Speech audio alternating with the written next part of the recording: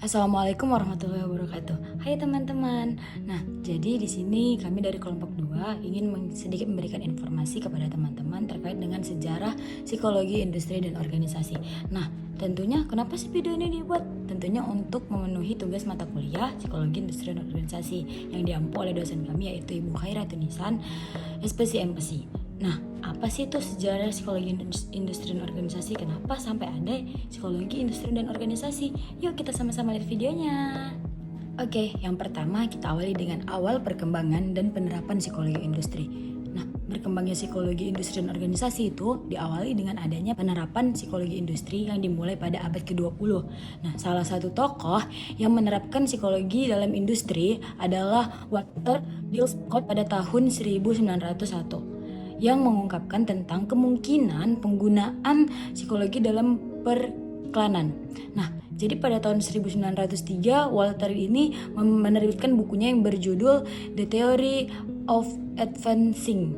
Nah, buku ini tuh dianggap sebagai buku pertama yang membahas tentang psikologi dengan suatu subjek dari dunia kerja. Nah, lalu ada beberapa tahun kemudian, yaitu pada tahun 1913 terkait dengan buku lain yang dengan judul The Psychology of Industry Efficiency.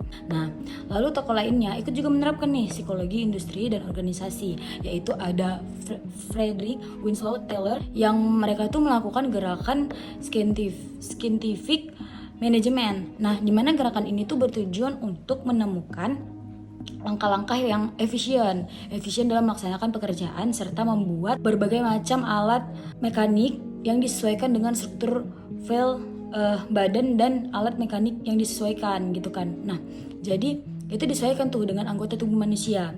Nah, lalu saat itu para sarjana memulai melakukan eksperimen.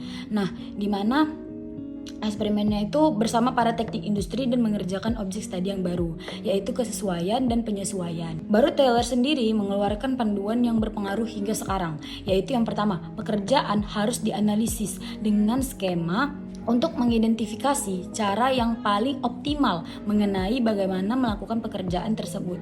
Nah, lalu yang kedua itu ada pekerja harus direkrut berdasarkan karakteristik yang disesuaikan dengan keberhasilan melalui suatu tugas. Nah, karakteristik inilah nanti yang harus diidentifikasi dengan meneliti orang-orang yang sudah berhasil dalam pekerjaan tersebut. Yang ketiga, pekerja itu harus dilatih mengenai pekerjaan yang akan mereka kerjakan. Nah, dan yang keempat itu pekerjaan harus diberikan imbalan atas produktivitasnya untuk mendorong tingkat kinerja yang tinggi.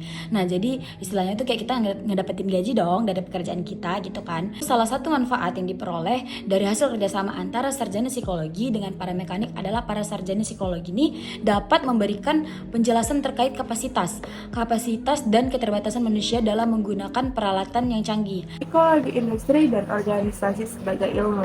Hasil perkembangan psikologi umum, psikologi eksperimen, dan psikologi khusus inilah yang menciptakan psikologi industri dan organisasi. Penerapannya secara luas di bidang psikologi industri yang berlangsung pada sekitar tahun 1930-an. Sejak Perang Dunia Kedua, psikologi industri dan organisasi baru menjadi ilmu mandiri dengan kegiatan-kegiatannya. Yang pertama, melaksanakan penelitian ilmiah dalam kaitannya dengan perilaku manusia dan organisasi itu sendiri. Yang kedua, mengembangkan teori-teori dan menguji kebenarannya. Dan yang ketiga yaitu menerapkan penemuan-penemuan baru. Dengan kegiatan tersebut, psikologi industri dan organisasi merupakan keseluruhan pengetahuan yang berisi fakta, aturan, dan prinsip tentang perilaku manusia dalam bidang pekerjaan. Hingga Perang Dunia Kedua, psikologi industri dan organisasi merupakan cabang psikologi yang menerapkan ilmu psikologi. Kegiatan utama psikologi industri pada saat itu adalah menerapkan metode, fakta, dan prinsip-prinsip dari psikologi pada manusia sebagai tenaga kerja. Di sisi lain, pendekatan organisasi menciptakan struktur dan budaya organisasi yang memotivasi karyawan untuk bekerja baik, memberi mereka informasi yang diperlukan untuk melakukan pekerjaan, serta menyediakan kondisi kerja yang aman dan menghasilkan lingkungan kerja yang menyenangkan dan memuaskan. Oke, ada juga nih perkembangan psikologi industri dan organisasi di Indonesia.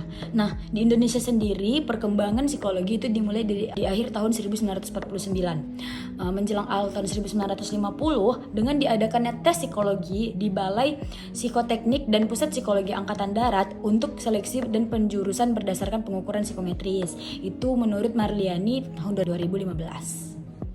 Oke teman-teman, segitu saja informasi yang dapat kami berikan tentang sejarah psikologi industri dan organisasi.